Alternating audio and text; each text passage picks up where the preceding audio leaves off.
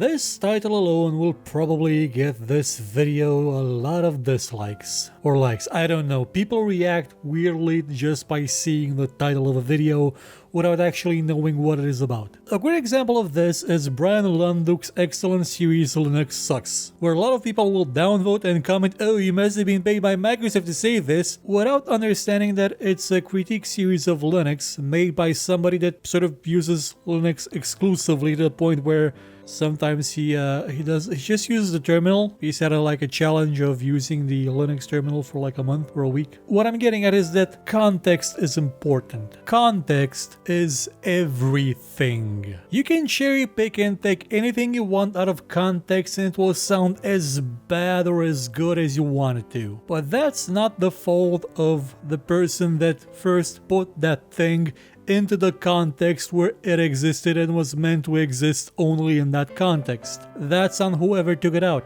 And so we get to the problem of politics in video games. Whenever this idea rears up its head, people will go, well, games shouldn't be political. They should be just about having fun, and that's all. And I feel we've been down this road so many times in the last 30 years that it's a bit ludicrous we still have to discuss it. Games can be whatever the hell they want to be, and political is one of them. Games being political is not an issue. They've always been political. They've kind of always had in them political values that can be attributed to the creator or just to simply the way these systems interact with each other to the point where they sort of make you think that it's trying to send a message. Space Invaders, for example, you would say, oh, it's a game about shooting things. Is it? Is it? If you dig deeply, is it not an anti-immigration thing? Well, no, it's not. But you could probably read that into it. I don't know. Some people will do that. Space Invaders is not what I'm talking about, though. If we didn't have games that tackled politics, and by politics I mean specifically political values, because politics isn't really what we're talking about when we refer to games getting political. There's no, governing aspect there. There's no getting into the details of a political system. No, actually scratch that. There are plenty of games that deal with the actual political system itself. But what most people have a knee-jerk reaction to is the idea of political values attributed to video games. It's kind of impossible not to have them because we define everything today as being political. I mean, everything. Me stating facts about how the communist system ruined my country and the thieving jerk-offs that came after it destroyed what was left was considered political and criticized for being there in the show I made about giving context to the world in which video games were made and being consumed in. I was told you should keep politics out of video games. How? Fundamentally, how do I keep politics out of something that is a creative work of art, meant to not just be two squares on a screen blasting against each other until one of them goes ploop, since you've defined everything in the world to be political already? It is a stupid argument. Because if we try to make things not political, at best we would have Tetris, and Tetris is a magnificent, absolutely superb game. Though you could probably also attribute politics to it as well if you try to read into things. For example, the more you try to achieve, the less you have. Things go away. Or something stupid, I don't know. But you wouldn't have stuff like Ultima. You know the Ultima series, right? It was about morality. And morality, you can tie that into politics because it's morality applied to the scale of a culture that you are influencing. That's politics. It's political values. You may call them left-wing or right-wing. Well, 4 being left-wing, I guess, and 5 being the right-wing interpretation of the left-wing politics put into place in 4. Though technically, Lord British did kind of exile a bunch of people, and there was that thing with all the other continents going poof, and turns out he was kind of lying, and there is kind of a super giant serpent god that was kind of pissed. It's a very complicated affair, which you should probably at least read up on because it is wonderfully weaved, even though it's a game made a bajillion years ago. And it's about nuance, it's about context. And if you're not to have politics in games at all, you wouldn't have that. And again, I'm talking about political values. Should probably have changed the title, but having political values in video games, that's not really all that catchy. Politics in video games is more likely to get us oh gosh darn it, I didn't think about it, but YouTube really doesn't like political videos, does it? It'll probably demonetize this. Oh well, now what really should piss people off is not politics in video games. Again, I've said this, they are inevitable, they cannot be avoided if you're making something that has characters that have internal drives or live in a world that has an internal system that is seemingly made to represents something, like anything at all. It can be avoided. But the thing that people actually refer to when they say they don't want politics in video games is they don't want a game to push an agenda. And that is actually something that's not all that exaggerated as an idea. When something is pushing an agenda, you feel it. You feel it trying to cram something down your throat that isn't being really discussed. It's being shouted at you. It's being thrown in your face constantly, and you're not allowed at any point to act in a way that would express your position as compared to that idea. Ultima 4's end goal is for you to become a better person. But along that path, you can fail. You can do anything you want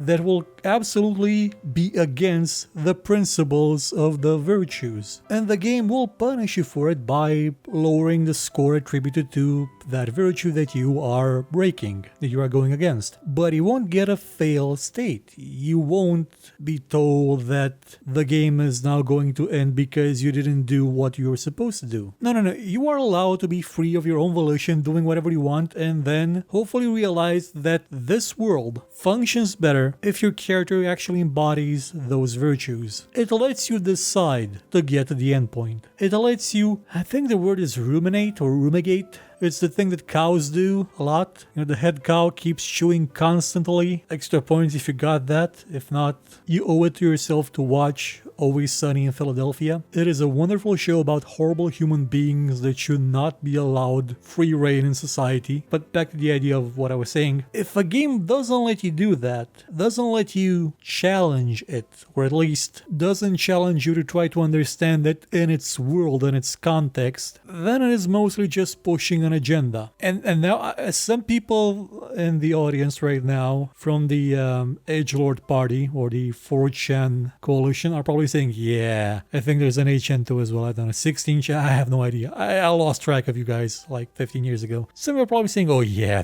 they're putting all the women in the games. Oh, I know it. It's propaganda. No, that's not what I'm talking about. I get it, you may not like that there's women in Battlefield. I don't care. You were never forced to play as one if you don't want to. What I'll get behind is that the trailer for Battlefield 5 was an absolute wreck, and I have no clue why Furiosa was there. That's not pushing an agenda, that's just giving people options in a video game that's, let's face it, hasn't been a simulator since probably never. Games that push an agenda are a lot more obvious than that. They're gonna have an idea that they put up front, put it constantly, and try to shove it down your throat in spite of you not even understanding why it's there. They become sort of propaganda video games. And the majority of them are really not all that good, or at the very least, they leave you sort of with a sense that your skin is kind of crawling, even though it may be a game that's actually well made, like the America's Army series, which is used as a recruitment tool for the military, you know, for kids. Okay, I think the game has an age limit to it, but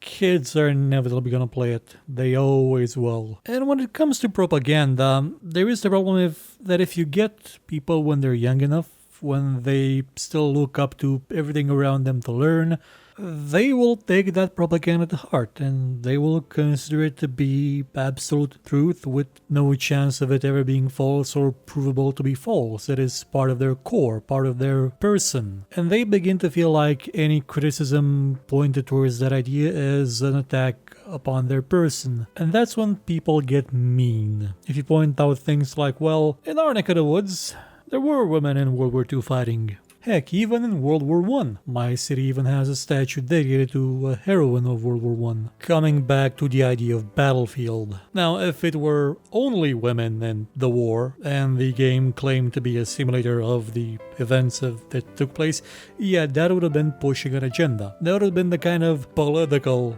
game that people say that they hate. People say shouldn't exist. But this is not what it is. In the end, what it comes down to is what it's always come down to. Politics in video games is the same thing as politics on TV, is the same thing as politics in books, is the same thing as politics being in everything. And there's a quote from one of the greatest TV shows ever made that explains this superbly. It is a quote that was made specifically to refer to television, but it can be applied to pretty much any medium that offers you entertainment.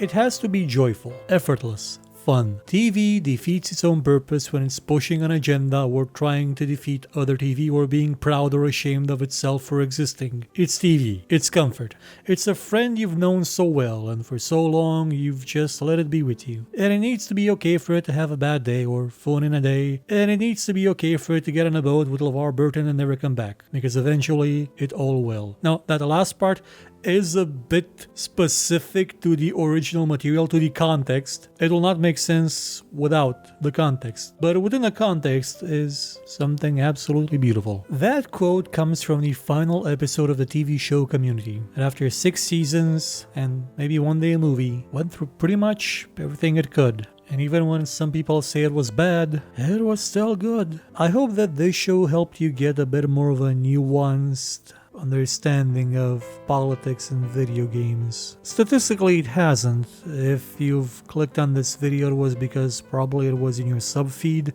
in which case you probably all already know all the stuff I've done before and already agree with me. In which case you're in an echo chamber right now, and I would suggest trying to swim out of it if you can and try to find some stuff that maybe you don't agree with. If you've stumbled upon this video and the title made you click dislike instantly, well, I'm not sure if it's gonna change your mind. It would be a bit presumptive of me that it could. How can one video made by me change what somebody else thinks? Who am I to wield that power over you? Pretty much no one. Or if you want to split hairs, I'm a different you. I'm a you that lived somewhere else, grew up in a different way, in a different place, with different circumstances, with different context, and maybe came to different conclusions. The core one being, as always, that Dear Esther is not a game, and anybody saying otherwise is pushing an agenda. Goodbye.